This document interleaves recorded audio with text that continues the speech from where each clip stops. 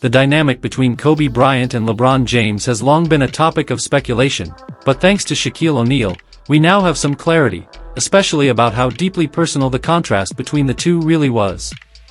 Shaq recently revealed a seemingly small moment that, to Kobe, was monumental. A coach once said, "Practice is at 10, and LeBron reportedly replied, "Nah, we're practicing at 12, and just like that, practice was moved." Shaq was stunned. But to Kobe, this wasn't about scheduling, it was a symbol of everything wrong with the hype-driven culture surrounding LeBron: entitlement over discipline, influence over grind. From the very beginning, LeBron was surrounded by enormous expectations. Before he even played an NBA game, he was dubbed the Chosen One on the cover of Sports Illustrated. He was just 17 years old, expected to resurrect a franchise and chase the ghost of Michael Jordan. That kind of pressure doesn't just breed admiration, it fuels resentment, especially when it looks like shortcuts are being taken. LeBron started with the Cleveland Cavaliers, his hometown team, and despite dragging a terrible roster all the way to the 2007 NBA Finals, fans quickly grew impatient. The championships weren't coming, and LeBron was supposed to be the savior, not someone struggling just like any other young star. Then came the decision. LeBron's primetime ESPN special, where he announced his move to the Miami Heat to team up with Dwayne Wade and Chris Bosh, triggered an outrage that transcended sports. Cleveland fans burned jerseys in the streets. Cavs owner Dan Gilbert penned that infamous Comic Sans letter, calling LeBron's move a cowardly betrayal. Even fans outside Ohio saw the move as a legacy cheat code, joining forces with stars rather than building his own dynasty. Sure, LeBron won 2 titles in Miami, but many refused to respect those rings. They didn't see them as earned like Kobe's or MJ's. They saw them as manufactured. The Heat's over-the-top intro ceremony with LeBron's "not 1, not 2, not 3" prediction only reinforced this narrative of arrogance and entitlement.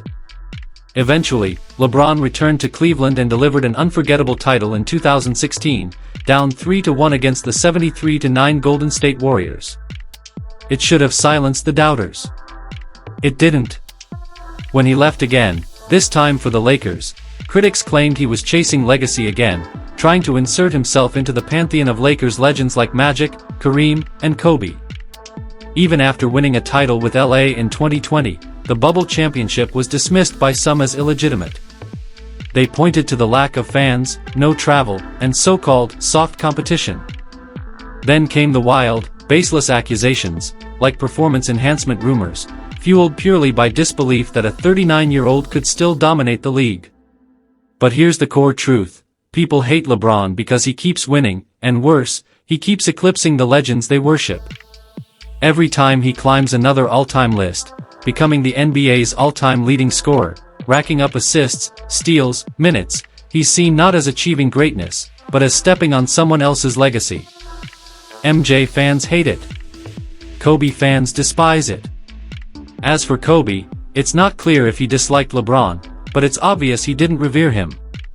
Kobe made subtle digs over the years, like saying he'd rather go 0 for 30 than 0 for 9 because it means I stopped shooting, a direct contrast to LeBron's pass-first mentality.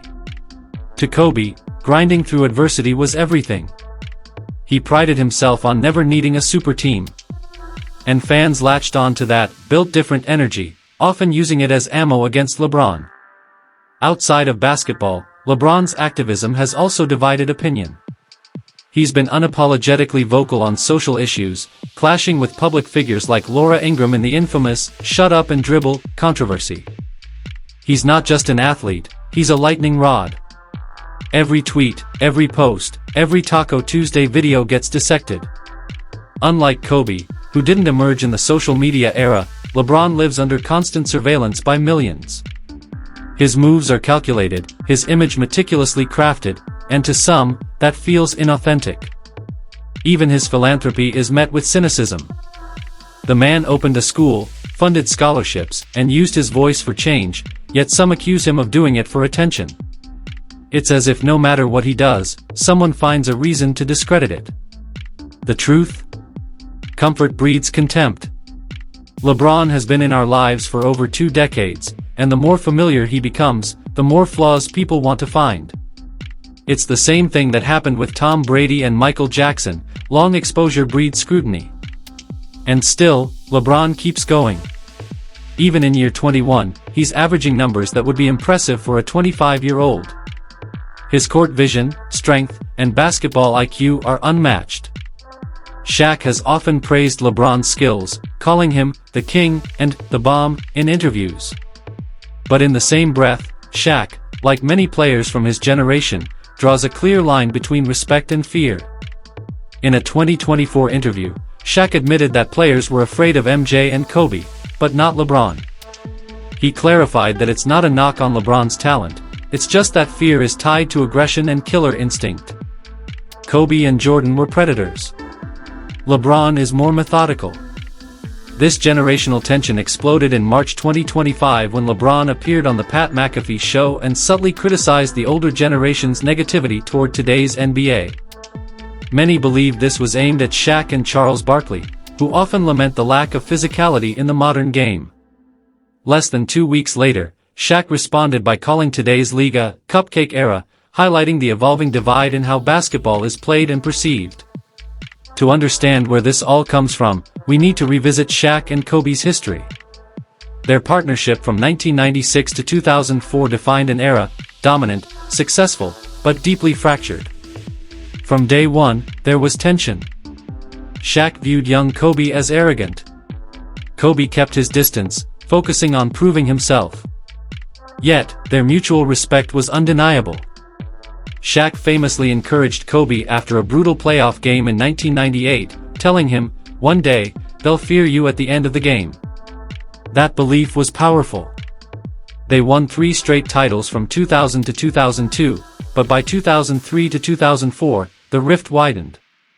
Kobe criticized Shaq's work ethic, Shaq questioned Kobe's leadership. It all fell apart after a finals loss in 2004, leading to Shaq's trade to Miami and Kobe re-signing with the Lakers. That fallout shaped how both men viewed leadership, legacy, and loyalty, and it's a lens through which we must view Kobe's complicated stance on LeBron. LeBron entered the league already carrying a narrative. He didn't need to earn respect the way Kobe had to. He didn't grind the same way, or at least, that's how it looked. The Shaq-Kobe rivalry was about dominance through adversity. The Kobe-LeBron contrast is about legacy through philosophy, grit versus optics, fear versus finesse.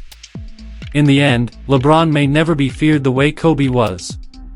He may never be beloved like MJ. But he'll be remembered as one of the greatest to ever play the game. And one day, the hate will fade. People will replay the chase-down blocks, the game-winning passes, the impossible stat lines, and finally see the greatness they were too stubborn to acknowledge in real time.